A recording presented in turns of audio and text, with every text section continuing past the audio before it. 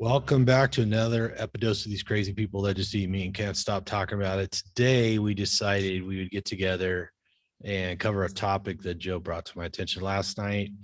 And what we want to do is sort of eliminate some of the confusion with how to figure out how much protein you should eat or how to sort of maximize that. So one of the issues Joe has is he's an avid cyclist. So he's always out there cycling, improving, and he not only burns a lot of fuel, but he has to regenerate muscle tissue, right? And it's very specific in his case. So, anyways, seeing how our crowd is international, we're working with mixed units oftentimes. In the United States, we still use imperial units, so we use pounds and ounces and stuff like that. And just about everybody else uses the metric system, so they're using grams and kilograms. So we thought we'd just Yeah, run you're through all a bunch of commies. There's only one good system. right? Yeah, get with it, mate. The American system. There you go. The American way is the only right way. There you go. That's right, America. So, anyways, I'm going to share the screen here. Put some numbers together to sort of help facilitate the conversation. And Joe, you want to get us started and sort of explain what he's explained to me last night? Yeah, so pretty much this came about, as Tom mentioned, being a cyclist, it's all about power to weight. And I found lately my weight has gone up. And I've been reading a lot of comments and seen that people have had the same issue as well, where they say, I've gone on carnivore and my weight's gone up. So, and I think part of the issue, or I believe part of the issue is everyone says, eat till you're full, but some people can just keep eating. Now, I was probably eating around about 300 grams of protein, which is quite a lot. But I noticed I put on a few kilos around the gut. So I thought I'd do a little bit of investigating and found for me the optimal is probably around about 2 grams per kilo. And I said to Tom that last night, I think a lot of people are getting confused with pounds and kilos when they work it out, like doing the conversion. So Tom thought that he would do that and, do a little chart there to make it a bit easier for everyone. And I've noticed that since I've hit around about 180 grams, 150 to 180 grams of protein, I've noticed straight away within a couple of days, my pants are loose again. Right. Yeah. So, first of all, let's just remind everybody that typically we're only getting calories from 3 sources. It's carbohydrates, fats, and proteins. And if you're carnivore, you pretty much aren't eating any carbohydrates, because if you eat a steak, there's typically not a measurable amount of carbohydrate in there. So there's going to be less than a gram typically. So you just kind of ignore that. So we're just talking about fat and protein. So a lot of tweaking the carnivore diet for people, particularly people who are athletic and are competitive, or trying to hit new goals, you do have to tweak it a little bit. If you're more the average run-of-the-mill person, then you probably are going to be less concerned with that. But people do go on carnivore and gain weight sometimes. It's probably a minority, but it can happen. And like you said, some people have an incredible appetite. I like to say all the time that, I know if we sat down to eat, Justin could out eat me, pretty much every time. And he's a little bit smaller guy than I am, but for some reason he could put more food in at one time. And I think Joe's kind of in that circle as well, as he's able to put a lot of food in at one time, whereas I don't. So I eat more frequently. So anyways, when it comes to fat and protein, the biggest difference is that fat has more than twice as many calories per gram. So a gram is a measure of weight. It's a metric unit. It's a relatively small unit. That's why it's typically used in dietary nutrition, is because it's a nice compact little discrete unit. So 1 gram of fat is 9 calories. 1 gram of protein is only 4 calories. And then protein gets a little more complicated too, because a lot of the protein we eat is not converted into energy. So if it's not being converted into energy, it's not worth discussing as a calorie, because a calorie is really a thermal unit, right? So it's the amount of energy required to raise a cubic centimeter of water 1 degree or something like that, right? And that's all measured in a machine that operates entirely different than a human being. So these numbers are all established in a laboratory in a machine called a bomb calorimeter. It's called a bomb calorimeter because they put a gram of fat in that thing in a stainless steel chamber filled with pure oxygen, and they detonate it.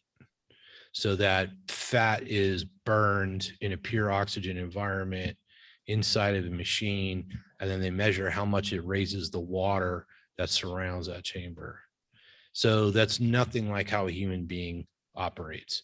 So if you put a gram of protein in there and it raises it 4 degrees, it creates 4 calories.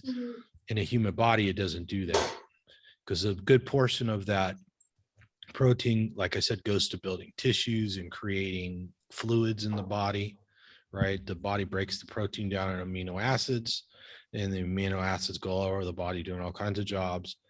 When the body does turn protein into energy or something comparable to a caloric unit, a third of it, or at least 30% of it, is consumed in the conversion process. So it doesn't wind up being used as energy. It doesn't wind up being stored as fat. It doesn't wind up causing gluconeogenesis. It doesn't take a third of it's taken out of that just in the process of conversion, as opposed to fat and carbohydrates, where there's a more direct relationship. Almost all of the soluble or digestible carbohydrates are turned into calories. Almost all of the fat is turned into calories, right?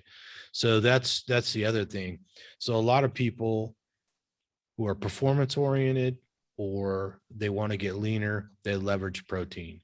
They tend to eat more protein, and it tends not to put weight on them.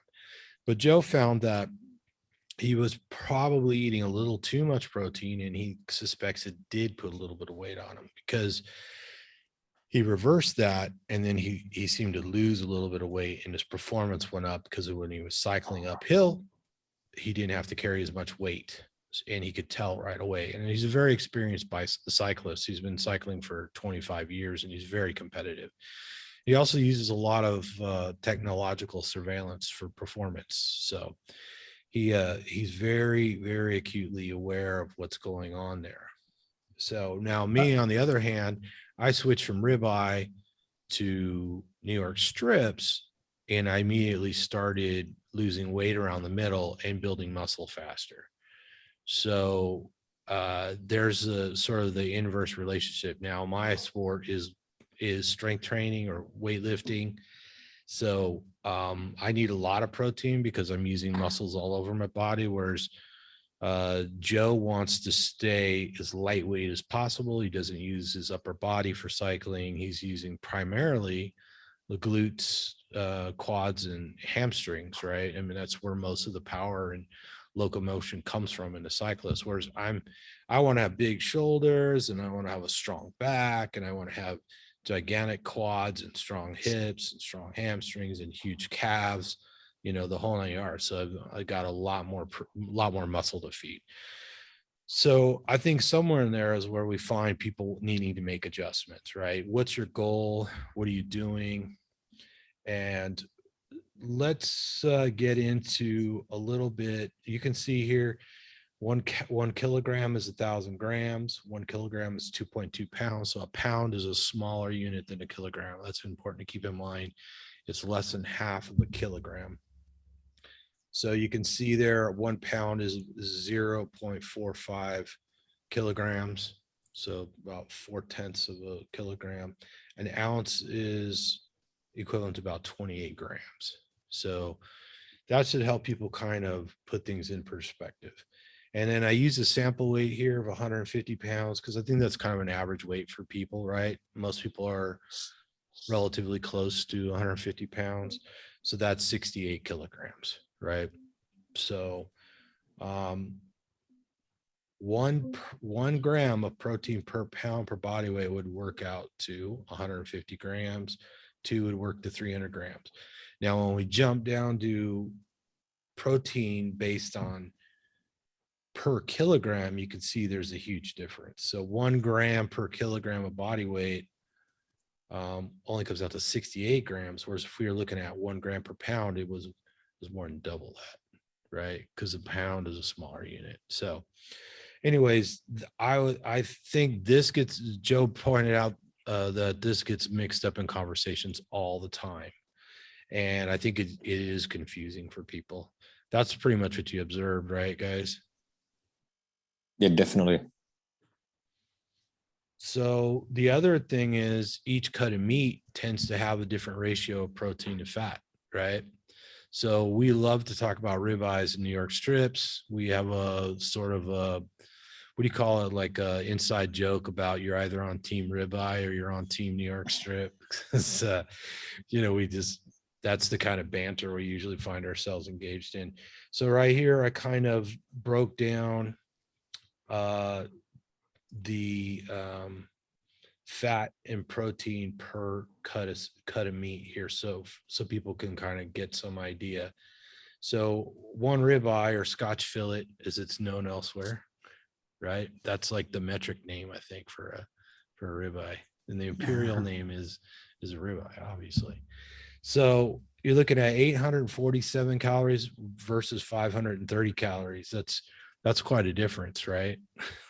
It's a big difference. And then if we look at the ratio of fat to protein, if you look at the ribeye, it's close. It's slightly more grams of protein than fat. But if you look at calories, and here's the other tricky part, when people talk about the content, are they talking about the calories? Or are they talking about the number of grams of fat or grams of protein? Or are they talking about the total number of fat calories from each one of those? That's the other confusing thing, I think, because we really look at fat as fuel and protein as building blocks for the body, right? Because Joe goes out and he does a bunch of cycling. Like, how many kilometers have you cycled so far this year, Joe? Roughly Kilometers this year. Well, it's not as much as previous years, but still about 8,000 Ks. 8,000 kilometers. That's a long way. So yeah, Joe, what's that in miles? a lot. The conversion in miles. Yeah, I'll pencil that out while we're talking. But so Joe not only needs to have enough fat to fuel that, but he wants an appropriate amount to rebuild the muscle tissue that was used in pushing himself in that bicycle 8,000 kilometers. I must say, and another point, so fat, protein, when you're looking at packages, you want to look at the grams and not the percentages, because the percentages aren't calculated correctly from my understanding. Good point. Yeah.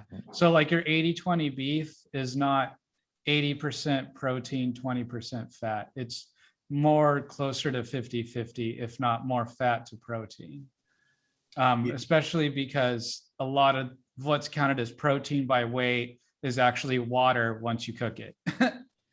Well, and they're talking about meat versus fat, right? And that's the problem, is when you look at how much protein is in that steak, it's a lot. The meat itself is, like you said, is a lot of water in it, and there's no calories in the water, right? It doesn't build muscle. Water isn't there to build a muscle, really, like the amino acids and the proteins are. So that is another confusing sort of point to this.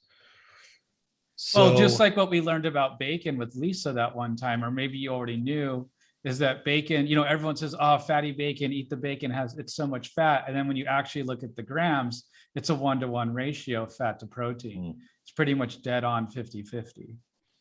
Yeah, and this is a good point too, because depending on how you cook your meat, if you ate the steaks raw, you would get more fat for sure, and you'd get more water, right? But as soon as you cook it, you start losing fat and water, right? So depending on how much you cook it and how you prepare it, you can wind up with less. And that's another thing. I tell everybody, if you want to know what you're eating, look it up. Are you eating chicken thighs? Are you eating Scotch fillets or whatever? Look it up and then look and see whether they're saying those values are true for when it's raw or when it's cooked, right? Because that changes, right? So, Justin, roughly how much are you eating right now? I want to say I'm eating about 2 pounds of some kind of meat. I mean, some pork and then some ground beef on average, or brisket. And I don't know, I'm not weighing anything, but that seems to fill me up. I feel pretty good that way. I've been doing that for months now since the move. I've been doing that, 2 meals a day. It's pretty much been what keeps me happy. And that's been that way for quite a while. But yeah, I mean, probably sometimes I'm eating, maybe 1.25 pounds of meat if I'm really hungry for whatever reason, which sometimes happens. And I weigh, so 144 pounds, so almost the same as Joe. And then the part that confuses me in doing coaching is that I'll do the math and I'll feel like it's not enough meat. And so I'm like, is that daily, right? So we're talking daily requirements, Yeah, right? In an that's a good entire point. day, not per meal, right? Right. So like that can get, kind of confusing and stuff like that too. So yeah, and I think there's also a difference between, so we're all 2+ years carnivore here. Joe, I believe you're past 3 years, if I remember right. Tom, I know you're past 3, going on 4.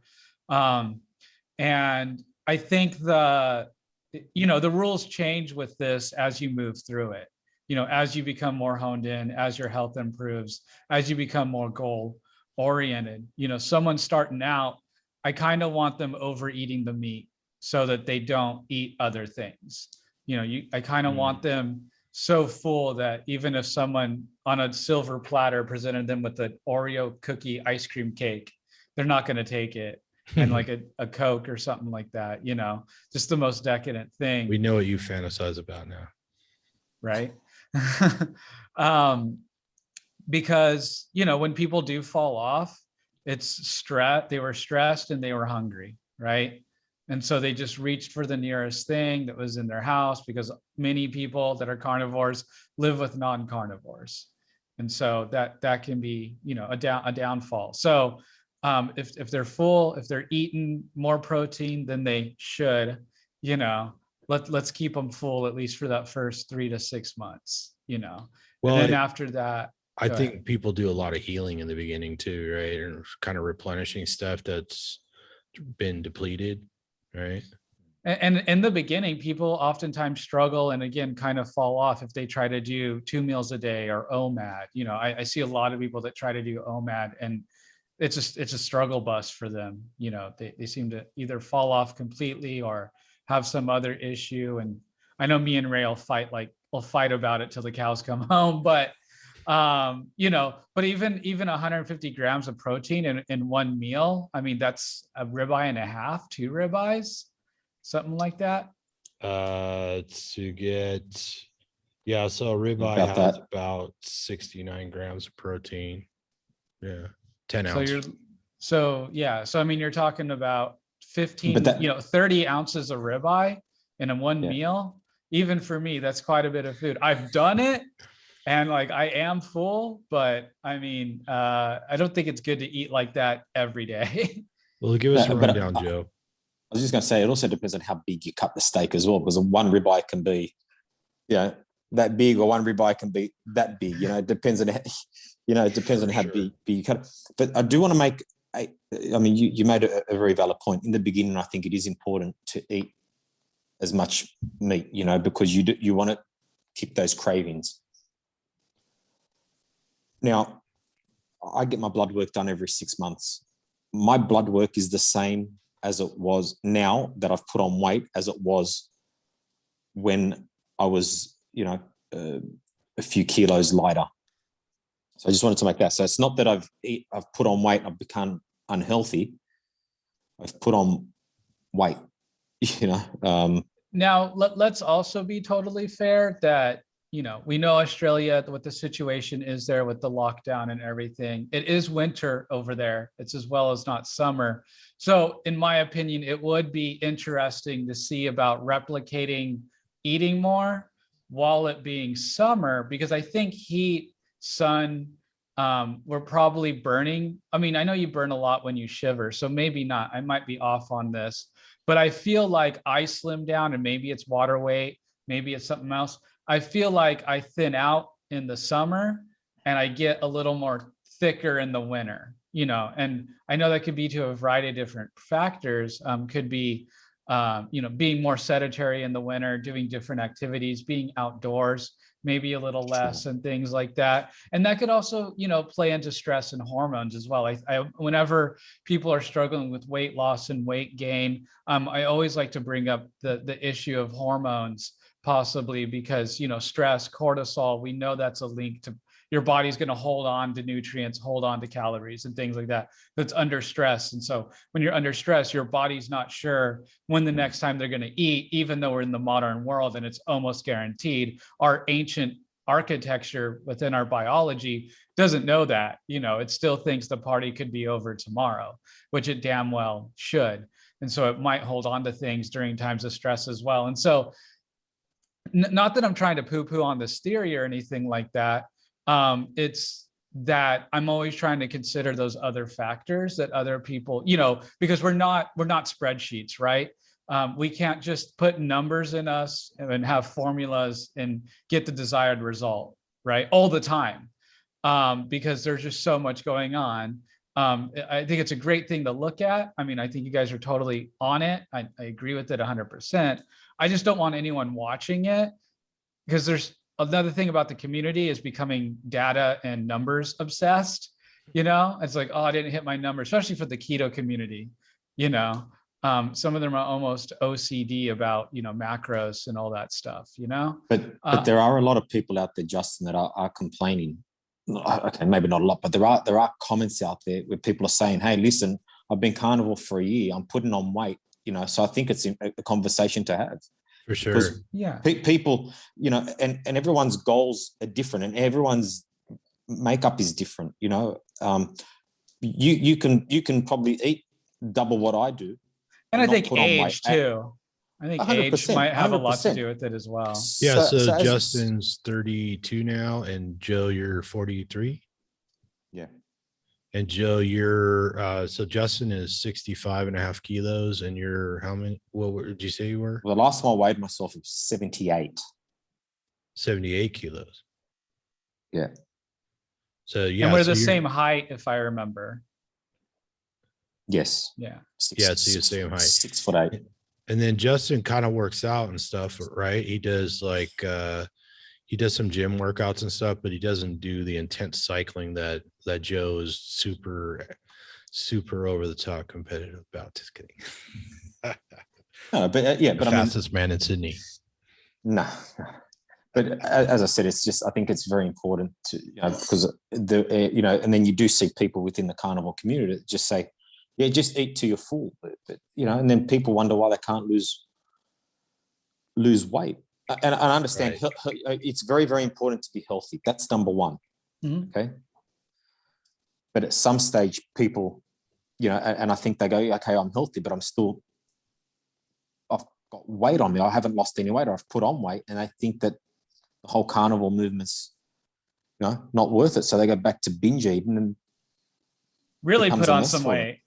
Yeah, they do. They really do. And I've seen it. So, and just another point, weight, I get it. Whenever anyone says weight, they automatically go to fat. I mean, thinking that they gain fat. It could be muscle. It could be muscle, exactly. Yeah. And so that's kind of another factor. And, we want more muscle, we want a lot of skeletal muscle on us. I don't even know if there's even a within reason. I mean, I just think your activity level and stuff, but we know, like Tom always talks about, what is it? People age 60, they break a hip and half of them don't make it out of the hospital. Right. And so, yeah, I think it's over the age of 55. If you fall and break a hip. And that's to do with balance, muscle, and things like that. And so I guess I'm just a lot more conservative and cautious, and maybe it's just the people that I coach generally. I'm not coaching the athletes, the high end athletes. That's not where I'm at, so I totally get it. So my perspective's probably totally different, and that's fine. For myself, the beginning of carnivore, I dropped as low so I started before carnivore, I was 154 pounds. And when I started carnivore, within about 7 months, I dropped to 131 pounds. That was eating 3 meals a day, and then now I'm 144 pounds, and I feel like I've just packed on muscle since then, even though I'm only eating 2 meals away. So I think what I like to think about carnivore is that it gets you to your natural point within a year and a half. And then it's up to you to build or subtract or do what you want to do after that point, Yeah. And I like No, I totally agree. I like steering people away from looking at the scale. I mean, in Joe's case, he's got a reason to be as efficient and light as possible. But the scale could be your enemy too. So for a lot of people, it's a better metric to measure. Is your waistline getting smaller? Are your muscles getting bigger? I mean, if you want to do a full assessment, you're going to measure your bicep, your midsection, your quadriceps, your calves, your wrists. I know I was in a nutrition class one time with my healthcare provider, and the lady teaching was this tall, slender Asian lady, and she could put her hand around her wrist and her fingers overlapped, right? And I'm like, almost do that. I got a sizable gap there,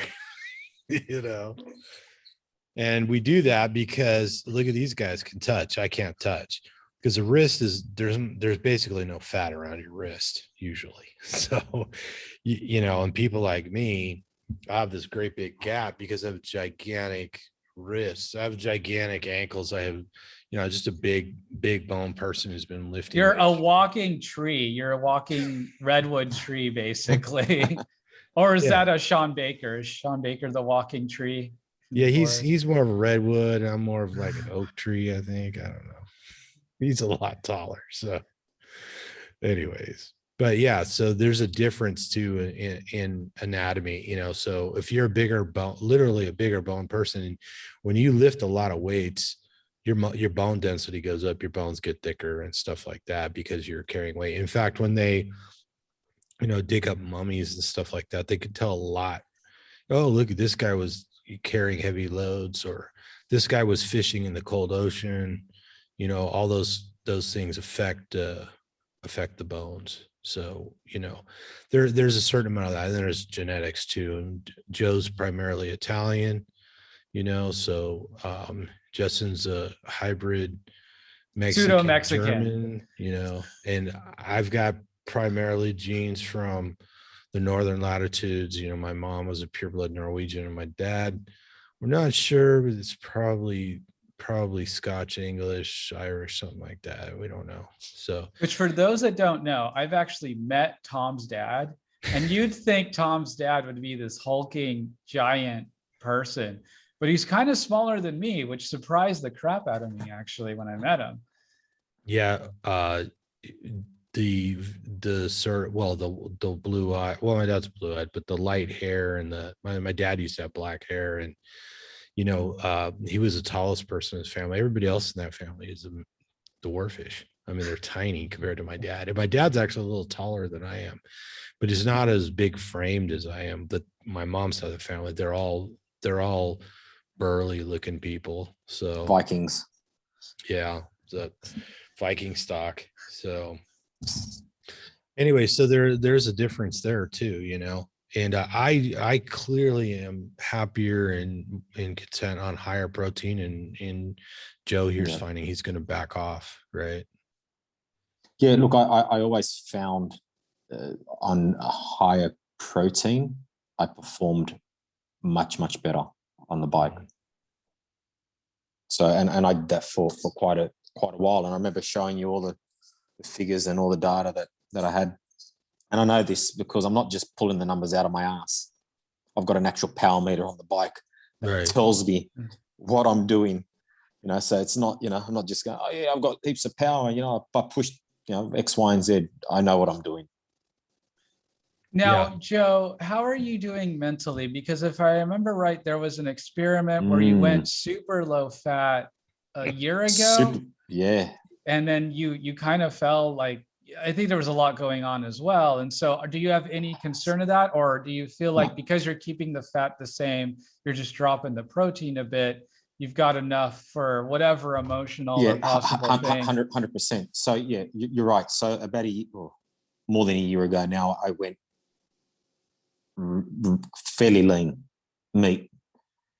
And I just found that it really mentally put me in a bit of a bad state. And I know that speaking with a few other carnivores out there that have been doing it for quite a while, they found the same thing when they cut the fat quite a lot, and increased the protein. They also found that mentally it was a bit more challenging for them, finding the right mood, just to find the balance. So yeah, so I did go back onto the Scotch fillet / ribeyes, and it did improve. I did have a conversation with the doctor about it, the carnivore doctor, and so yeah. But I think this time around, I've kept the fat the same, but just lowered the protein amount. So what would you say is the fat to protein ratio at this moment, if you know? Let's pencil that one out, and we'll talk about it next time. Yeah, look, it's still higher protein than fat, because I'm eating New York strips. I'll share that again so people can take a look. So so you might be something like 60 protein, 40 64 fat. I was going to say 60-40. Yes. Yeah. And that for me has got to be a sweet spot for me too. That's something I notice when I do track and things like that. It's no secret around this channel that New York strip is my absolute favorite cut of meat. And just that ratio, really to me is the magic ratio, is more 60 protein to 40% fat. Just a lot of people will argue the other way. And I get that. But for me personally, and there's a few other people and we tend to be like on the smaller side or on the leaner side, or, just the kind of goal. Just the New York, just that ratio to me is the true golden ratio, not 50-50, but a 60-40 to me really hits it for me, for whatever reason, and I don't know, maybe people know, people don't know, but I think the New York strip to me is the meat, I feel like, and I don't know, again, we all of us come from a tribe, right? And, ancient ancestries, and who knows what our bloodline, where we were in the hierarchy that got which meat. Yeah, probably Tom's people probably were the main people bringing down the mammoth, and we're probably getting the ribeyes, maybe me and Joe were a little more scavengery, a little lower on the hierarchy, and maybe we were eating something a little leaner. Mushrooms. Mushrooms and the liver. There you go. I don't know how this all shakes out. And then just to throw in one more thing on here, it could be the slow twitch versus fast twitch muscles. No, I didn't say slow tits. That's not what I was trying to say. That's what Joe heard. I'd never heard it before. So what is that? Yeah, no, I mean, people have different ratios of fast and slow twitch muscle, and I'm not really sure, and that could change. They thought that was like a static thing, like, you either were genetically this way or that way, but they know that it changes now in athletes. So, and that reminds me, when they did that study on keto cyclists that had been fat adapted for more than a year or 2 years or whatever, they were still going through epigenetic changes a year after that. So the body changes. We seem to notice that as well. A lot of people do better on high fat in the beginning. High fat tends to be mood stabilizing for people, right?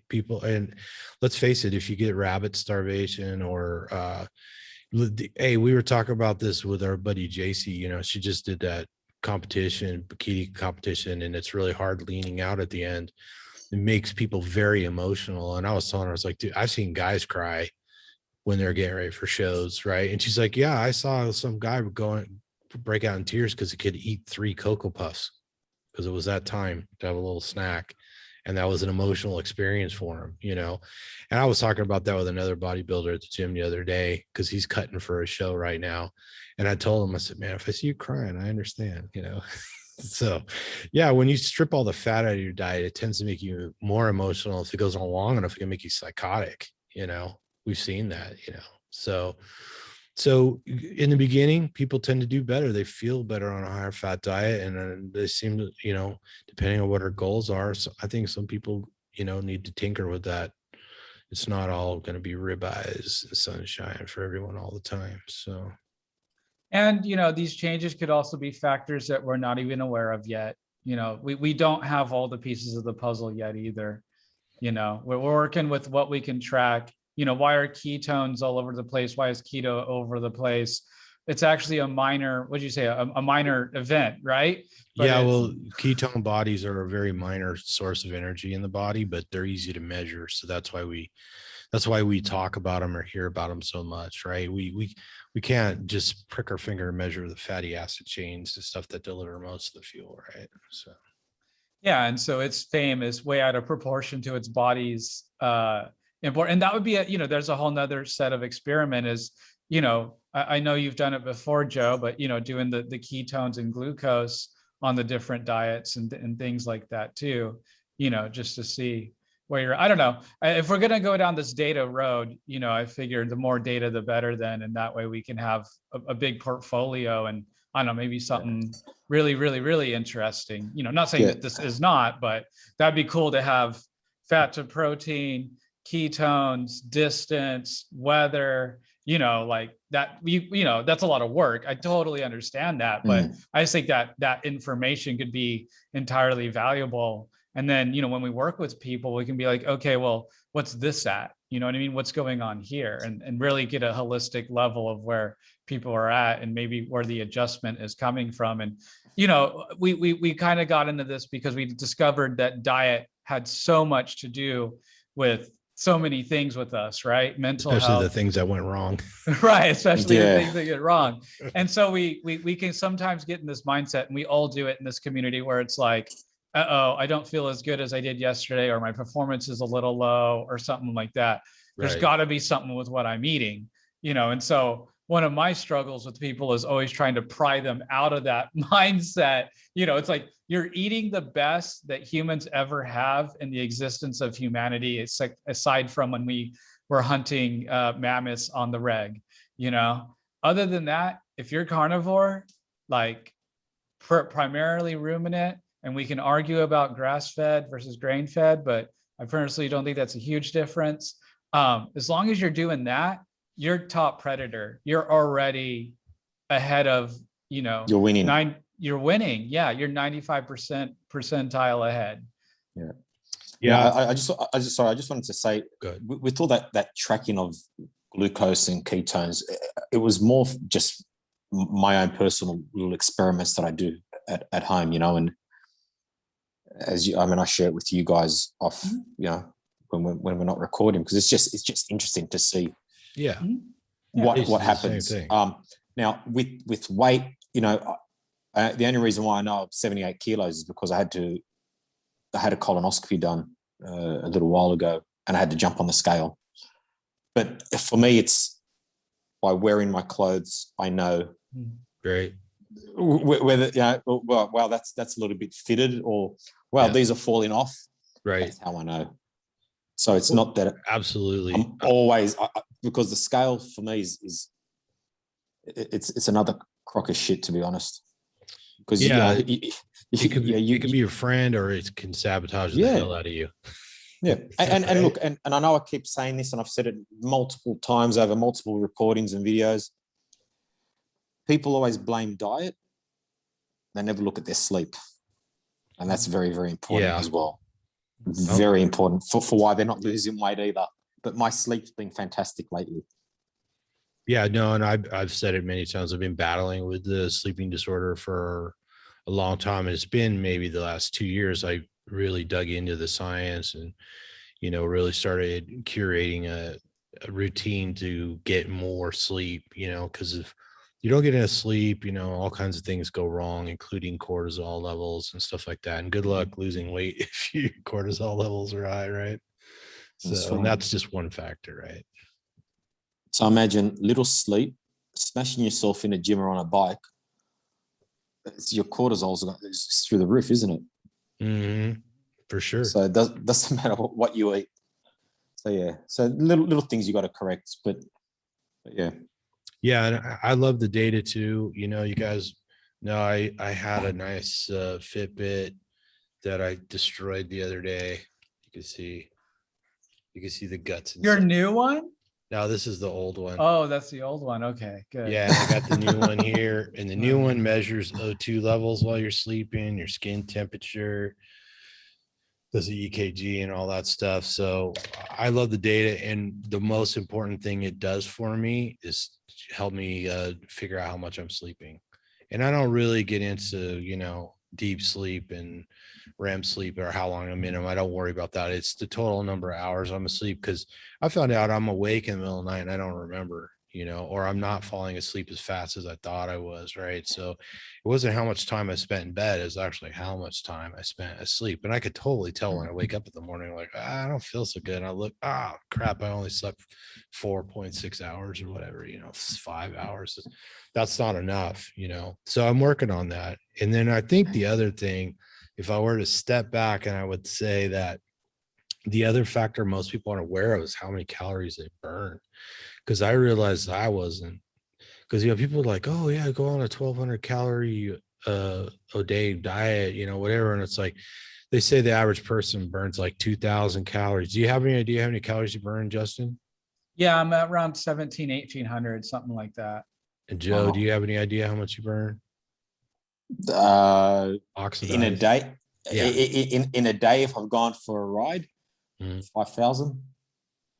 5,000. It's a huge Oh, difference. that was sedentary. Sorry. So I'm probably more like 2,500 if I'm actually up and moving. And Yeah. well, So you know me, I can't sit still, so it's got to be like 2,500 or something, but nowhere near you guys because I'm lazy. So Joe can hit 5,000. I was on a light day for me, I'm like 3,200 calories. That's without working out much. If I hit it hard, I could be 5,500 calories.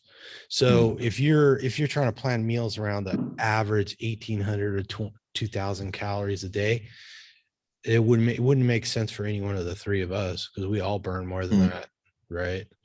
So that, stepping back and going, well, if I'm burning, let's just say it's just 2,000 calories, then you need 222 grams of fat, right? So call it 220 grams of fat just to get 2,000 calories worth of fuel, So if you're doing 4,000 calories, you got to double that, right? You're at 450 grams of fat you need just to fuel your activity. And for somebody like me who wants to build muscle and get leaner, which is very tricky, some people say it's impossible. I think a lot of people have proven it is possible, including myself. You want to have a little bit of a deficit in the energy, which is just fat, so that you burn more body fat. You burn off some of your reserve. It's really what you're doing.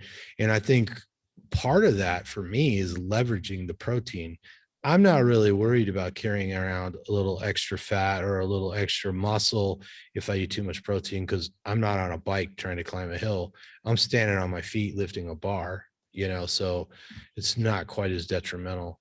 It's just padding. Just padding for when I fall down, which happens. So I just worked out, I think the week that just passed, I burnt close to 25,000 calories just riding.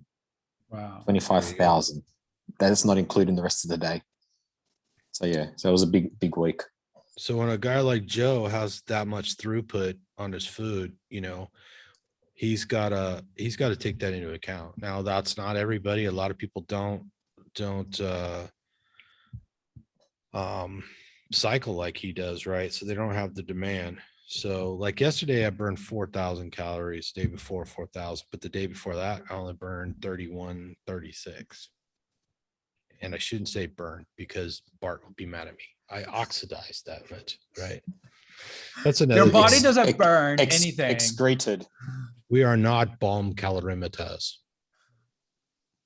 So anyway, It's herbivores. There's an herbivore. age. So Tom and Justin, what would be for someone who's not exercising? What would you say is the ideal amount of protein per pound or per kilo that they should be taking in? I think in general, people should eat a minimum of like 50 grams just off the top, right? Regardless meal? of, you know, just as a rule of thumb for average people, a minimum of 50 grams of protein a day. That's just to keep you from getting sick, right? Wow. So I think it's north of there. And, you know, I would think that would be an absolute minimum, and you would go up from there. I would say try and eat 100. I would Okay, say 2 grams of body weight per pound. Try to hit that, you know, of protein. That's a shitload. I know, That's a lot. right? It's a lot. I get it, but so they're not, you know, that. So if they're not exercising a lot, maybe they'll get the meat sweats. Maybe they'll get some diarrhea.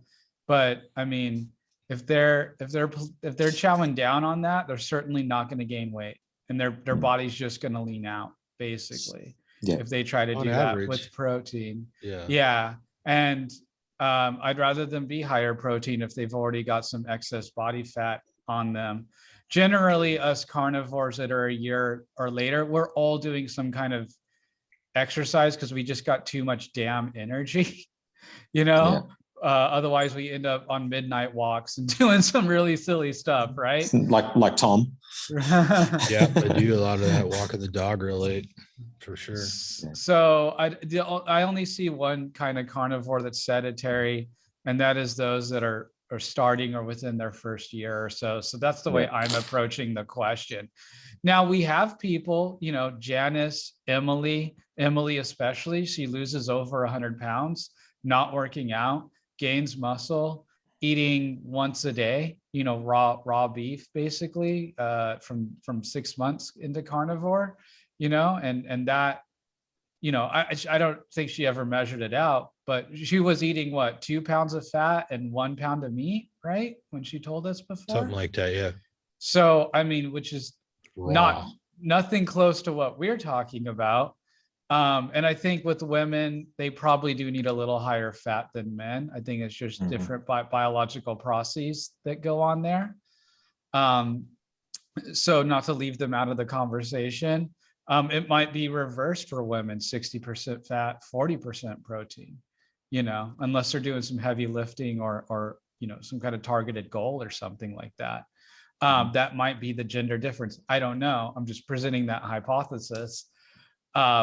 But people going carnivore, they seem to, for the most part, you know, lean out. Now, I do want to touch on the gaining weight thing just one more time. If someone's in the beginning, there are several stories of people gaining genuine weight in the beginning and then it dropping back down and then them kind of being in the middle somewhere, depending on how much they work out and what they're doing. So it's not terribly out of there. And the people I coach, I always tell them if it's within 5 pounds gained or lost, it's negligible. If it's more than that, and then also, you know, I tell my clients, if you have to weigh yourself, do it bi-weekly, if not monthly, and track the trajectory, not the numbers, you know. Yeah, I just want to say, I think, and for people out there that are trying to work it out,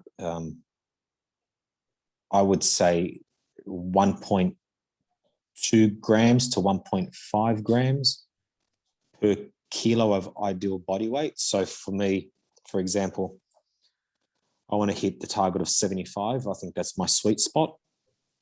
2 grams per kilo. So it'd be 2 times 75. And that'll get me 150. So 150 grams of protein is ideal, is for me to reach my ideal body weight.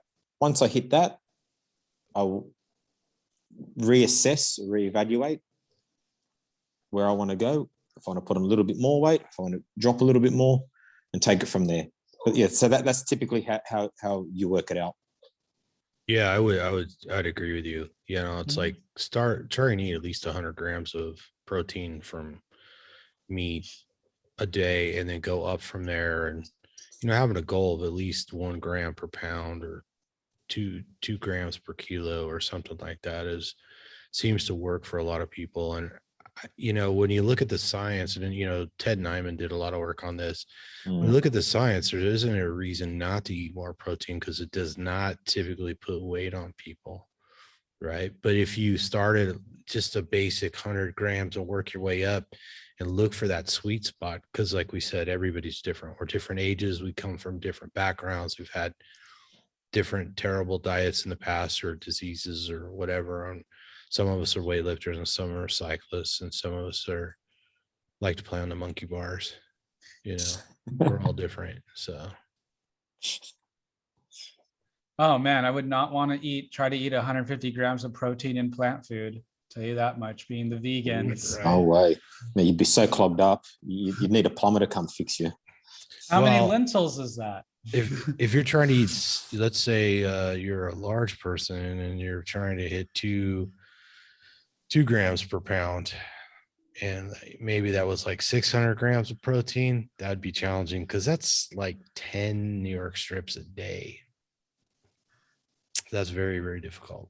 But at least you wouldn't have all the gas on 10 New York strips. Imagine how much gas you'd have right on all those lentils. Yeah.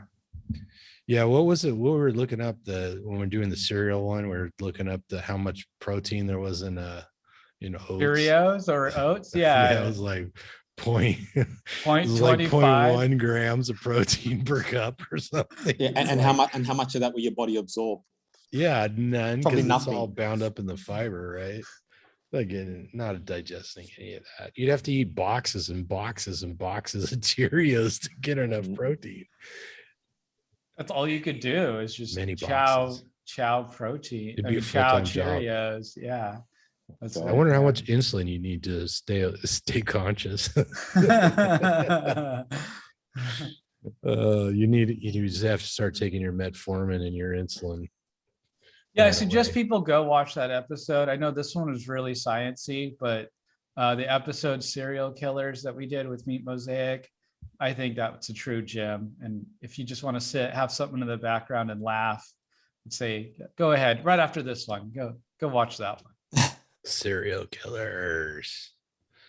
All right. Well, I hope we cleared things up for people out there. I hope that was helpful, getting an understanding of what people are talking about when they say how much meat they should eat. And I'm not trying to piss off any of the high fat people out there who think eating high fat all the time is the only way to go. And I'm not trying to bait the meat police into an argument or anything like that. So, and we got good friends like Becky Niles and, Emily and stuff like that. They eat high fat pretty much all the time, and it works for them, but if it might work for you this year, and you may have to change it up next year. So just keep that in mind. But until next time, eat lots of meat, whether it's lean or it's fat. Please like, subscribe, comment. Tell us how you're doing. How many grams of protein? Are you a commie and are you using kilograms? Or are you an American and you're using the good system? We want to know. We want to know. Are you eating fatty ribeyes or are you boiling pigeons? We want to know. So leave us a comment. Let us making soup, pigeon soup, rat soup. Yeah. So until next time, feel better. Whatever you do, don't fall down the carb hole.